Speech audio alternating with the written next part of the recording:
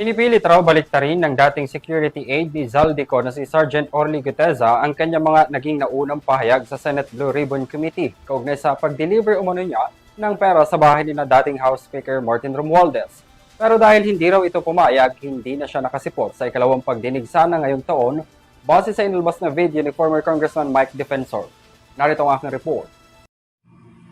Sa Lunes, nakatakdang mag-resume ang session sa Senado kung saan inaasahan na muling magbabalik ang investigasyon sa Senate Blue Ribbon Committee sa mga anomalya sa budget insertions at flood control scandal. Base sa mga investigasyon at affidavit ng mga nagsilbing key witness, itinuturo ang pangalan ni na dating House Speaker Martin Romualdez at Zaldico. Si Orly Guteza na dating security aide nang siyang nagdi-deliver umano ng mga mali-maletang pera noon sa bahay ni na Romualdez at Co. sa Pasig City at Forbes Park. Base sa kanyang ibinunyag noong humarap siya sa Blue Ribbon Committee noong September 2025. Pagkatapos noon, hindi na raw siya muling lumutang para sana sa ikalawang pagdinig ng Blue Ribbon Committee noong January ng 2026. Pero base sa video na inilabas ng dating congressman na si Mike Defensor, kuha raw noong nakaraang taon habang kausap nito ang kanyang asawa. Sinubukan umano siyang suhulan ng pera para baliktarin ang kanyang mga sinumpaang salaysay sa Senado. Tungkol sa affidavit na sino ang may gawa ng ikaw o sila? Sila. Narito ka? Sabi-sabihin? Sabihin mo na ano nangyari doon para ma-record namin. Yun nga. Pinigyan ako ng nakarataw. Tapos binasa ko yung statement na may mga sinigit sila na hindi matotoo.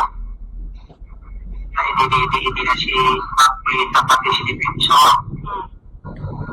Kasi sinabi nila doon sa statement na pinanatuan ako ng pera, mamayanan ako.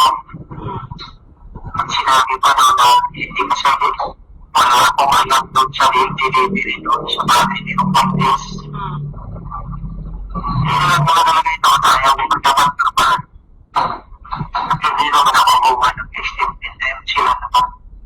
Nang tanungin kung may direktang komunikasyon si Defensor kay Guteza, huli raw niya itong nakausap noong nakaraang buwan at naniniwalang nasa Pilipinas pa rin. Diba yung sinabi doon, number 1, iniba ang affidavit at ang sinasabi na bayaran ka ni Marcoleta at ni Defensor.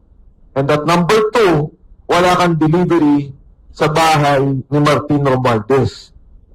Sa isang complaint affidavit certified true copy na inilabas ng Office of the Ombudsman, pinakakasuhan na nito sina Romualdez at Co.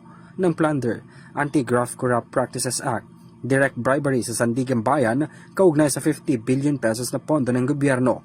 Ayon kay Defensor, nakatulong ang affidavit ni Guteza para mabuo ang reklamo kung saan nag-deliver siya ng 46 na malay-maletang pera na tinawag bilang basura sa bahay ng dating House Speaker, pati na ang mga affidavit ng 18 Marines, partikular na sina Christopher Esquivel at Gil Navidad Jr. May sindikato talaga sa pondo ng gobyerno. Sindikato at kasama si Speaker Martin Romualdez sa pagnakaw sa pondo ng gobyerno. Yung NBI na yun na pinirmahan ni Navidad at Esquivel ang ginamit sa kaso ng delivery ng pera kay Speaker Martin Romualdez. At sinabi pong nakalagay dito na ang mga bahay ni Martin Romualdez sa Forbes Park sa McInerney Road ay bagsakan ng pera.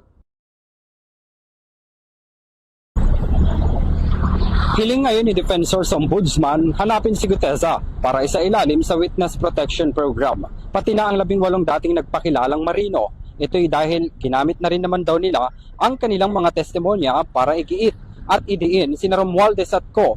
kaugnay sa anomalya ng bilyong-bilyong pisong pondo.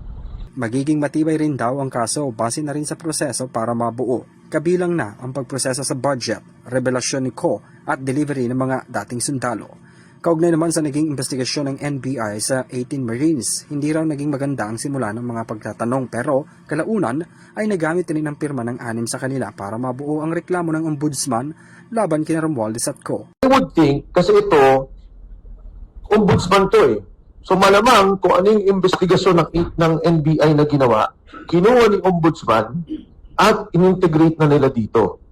Sa kasalukuyan, nasa ligtas raw ng kalagayan ng mga dating marino at nagtatago dahil na rin sa banta ng kanilang buhay at inaasahang may papatawag ng Blue Ribbon Committee para tumestigo laban sa korupsyon.